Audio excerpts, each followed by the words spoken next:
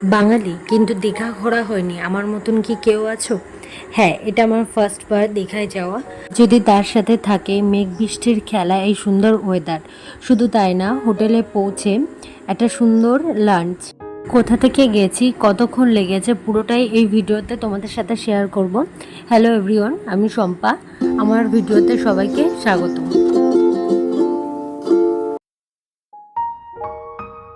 আজ শুক্রবার ভোর 5টায় ছিল আমাদের বাস।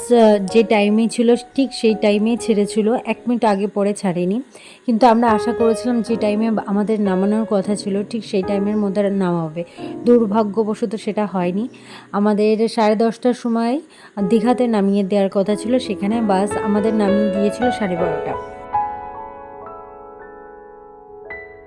একটানা প্রায় 4 ঘন্টা জার্নি করার পর কোলাঘাটে এসে বাসটা থামে। সেখান থেকে আমরা সব ওয়াশরুম থেকে এসে কিছু খাবার দাবার তুলেছিলাম। আর আমি বেরিয়ে আমার তেল জাতীয় খাবার একদমই ভালো লাগে না, তার জন্য আমরা দুজনে একটু কেক আর চা খেয়ে নিলাম। চা খেয়ে আবার আমাদের জার্নি শুরু হলো।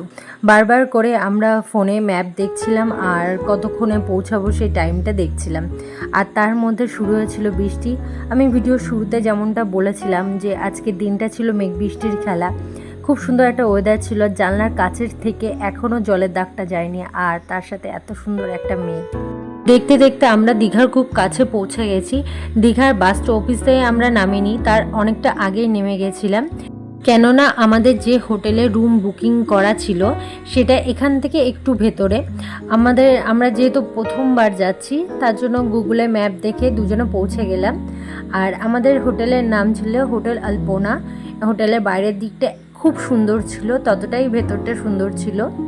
হোটেলে পৌঁছে তুষার আগে রিসেপশনে কাজ সেরে নিল, আর আমি একটু পেছনে পড়ে গেছিলাম। এখন আমাদের রুমের দিকে যাচ্ছি। আমাদের রুমটা ছিল 4 তলার পরে, আর রুমের থেকে বাইরের ভিউটা জাস্ট বাও ছিল। আমার ভিড় গ্যাঞ্জাম কোনোটাই ভালো লাগে না, তাই তুষারকে বলেছিলাম যদি রুমটা একটু ভেতরের দিকে হয়। তো সেরকমই তুষার অ্যারেঞ্জমেন্ট করেছে। আমার তো রুমের ভেতরটা খুবই পছন্দ হয়েছে এবং বাইরের ভিউটাও তো তোমাদের সাথে শেয়ার করলাম, এত সুন্দর ছিল। আমাদের রুমটাও কিন্তু খুব ভালো দিয়েছে, আর রুমটা খুব পরিষ্কার পরিচ্ছন্ন ছিল। তাছাড়া রুমের ভেতর থেকে বাইরের ভিউটাও আরও সুন্দর ছিল। আমাদের রুম ভাড়া পড়েছিল 500 টাকা করে, তাছাড়া খাওয়া দাওয়ার বিলটা আলাদা ছিল। আর আমরা বাইরের কোনো রিস্ক খাবার খেতে চাইনি, কারণ তুষার আবার আহমেদাবাদে ফিরতে হবে। তো সেই কারণে আমরা বলেছিলাম হোটেলে যা রান্না হবে আমরা তো সেটাই খাবো। দুপুরে খাওয়া দাওয়া করে একটু রেস্ট নিয়ে এখন ড্রেস আপ করে দুজনে যাচ্ছি সমুদ্রের দিকে। যদিও এটা আমার প্রথম সমুদ্র দেখা না, আগে যখন আমরা শুরুতে থাকতাম তখন আমি পাপাকে নিয়ে একবার গেছিলাম। তো সেইভাবে সমুদ্রের জলে নামা কিংবা সমুদ্রটা সেইভাবে উপভোগ করা হয়নি। আর সারাদিন জার্নি করার পর আমাদের দুজনের মুখের খানিকটা এরকম অবস্থা ছিল, পুরোটাই 12টা বেজে গেছে। আর রাতে সুন্দর আকাশের চাঁদ, তার সাথে সমুদ্রের ঢেউ, একটা যেন অদ্ভুত একটা ফিল আসছিল। কদিন আগে আমার সাথে একটা ইনসিডেন্ট হয়ে গেছে, এখনও আমি সেইভাবে সুস্থ না। তো আমি সব থেকে বেশি চেয়েছিলাম যে একটা আলাদা একটা পরিবেশ, একটা শান্ত পরিবেশ, তার সাথে সমুদ্র। তো সেটার জন্য এই পরিবেশটা একদম পারফেক্ট ছিল। আমরা দুজনে অনেকটা সময় সমুদ্রের তীরে বসে দুজনে কাটানোর পর আর টুকটাক এটা ওটা খাওয়া দাওয়া করেছি। সারাদিন ওয়েদারটা যেমন ছিল রোদ বৃষ্টির খেলা, আর সন্ধ্যার পর ওয়েদারটা ঠিক তার উল্টো হয়ে দাঁড়িয়েছে, মেঘ আর চাঁদের খেলা।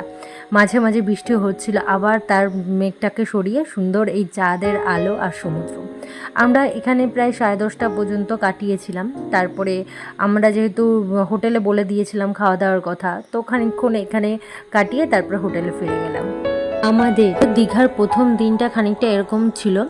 আর পরের দিন আমরা কি করলাম দেখা হবে পরের ভিডিওতে। এতক্ষণ সময় আমাদের সাথে থাকার জন্য অনেক অনেক অনেক ধন্যবাদ।